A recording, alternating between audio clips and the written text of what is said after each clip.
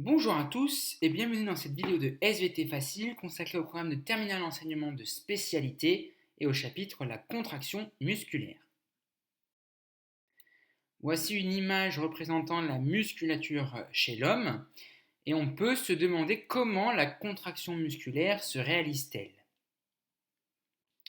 Pour répondre à cette problématique, voici le plan de la leçon qui se décline en 4 parties. La première, le muscle, un organe contractile.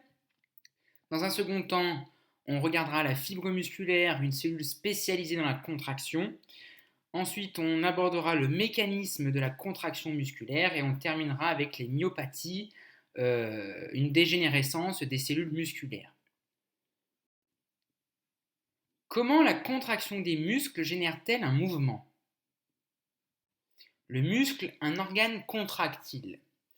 Le muscle strié squelettique est constitué d'une multitude de fibres reliées entre elles, disposées parallèlement et organisées en faisceaux.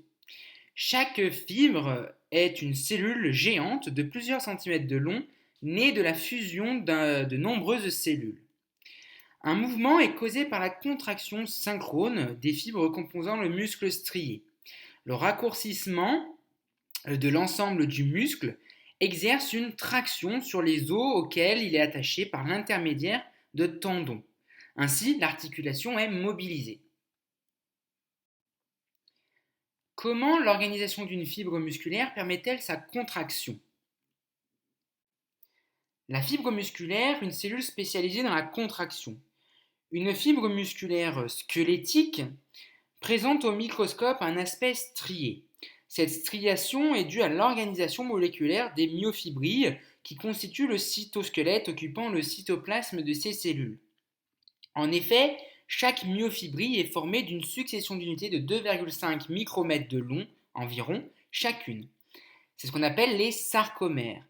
Et chaque sarcomère est un assemblage de deux types de filaments de nature protéique disposés parallèlement à l'axe de la myofibrille. On a d'une part les filaments fins d'actine et les filaments épais de myosine. Les filaments épais occupent la partie centrale du sarcomère, alors que les filaments fins sont attachés aux extrémités du sarcomère, ce qu'on appelle les strizèdes, et ces filaments fins vont pénétrer aussi en partie dans la zone centrale, alternant à ce niveau avec les filaments épais de myosine. Lors de la contraction, les sarcomères se raccourcissent d'environ 25% de leur longueur par glissement des filaments d'actine par rapport aux filaments de myosine. Le sarcomère est donc l'unité structurale et contractile du muscle strié. Quelles sont les conditions nécessaires au déplacement des myofilaments et quel en est le mécanisme moléculaire? Le mécanisme de la contraction musculaire. Le glissement des filaments protéiques d'actine et de myosine constitue le mécanisme moléculaire à l'origine de la contraction musculaire.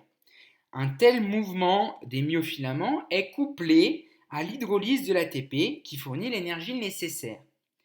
Les filaments de myosine possèdent des extrémités globuleuses, ce qu'on appelle les têtes de myosine, qui peuvent se fixer sur les filaments d'actine et se mouvoir le long de ces filaments selon une succession d'étapes qui se répètent.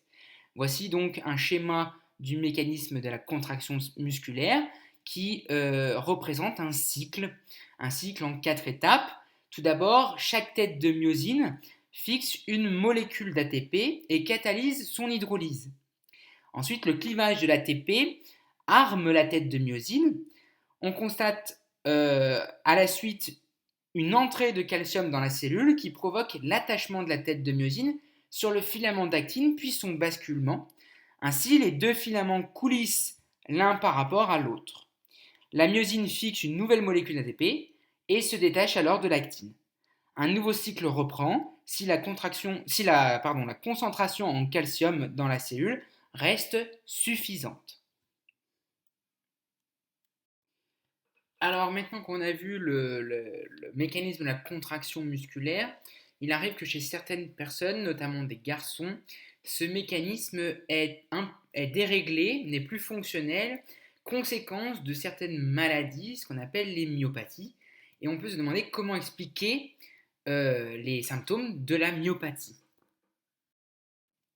Les myopathies, une dégénérescence des cellules musculaires.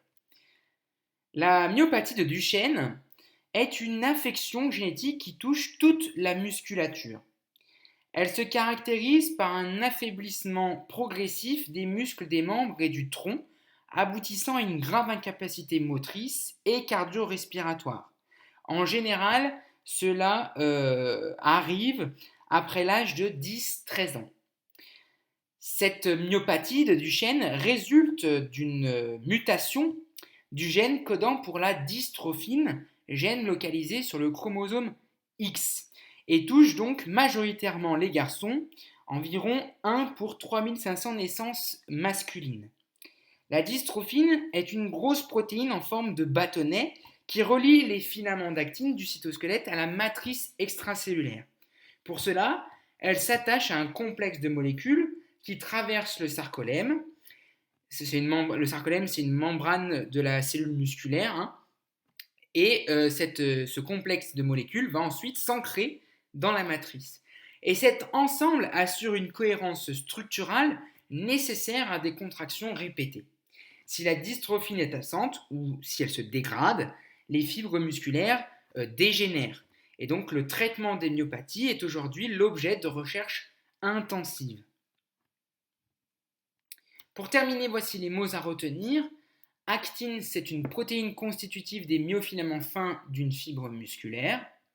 L'ATP, l'adénosine triphosphate, c'est une molécule universelle dans le monde vivant et constituée d'un nucléotide et de 3 groupements phosphates dont l'hydrolyse fournit l'énergie nécessaire aux activités d'une cellule. Une contraction, c'est une modification de l'état d'un muscle qui permet d'exercer une force. Une fibre musculaire, c'est une cellule musculaire de forme très allongée. Une myofibrie, c'est une structure cylindrique située dans le cytoplasme d'une fibre musculaire et formée d'un faisceau de myofilaments et qui constitue un ensemble contractile. Un myofilament, c'est un filament protéique d'actine ou de myosine constitutif des myofibrilles et responsable de la contraction musculaire.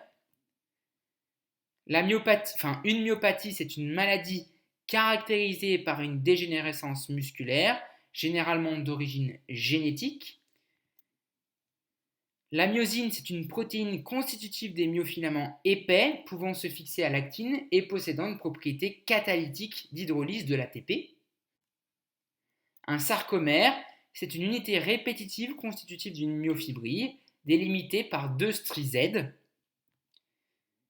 Et un tendon, c'est une structure fibreuse résistante assurant la fixation du muscle sur une surface osseuse.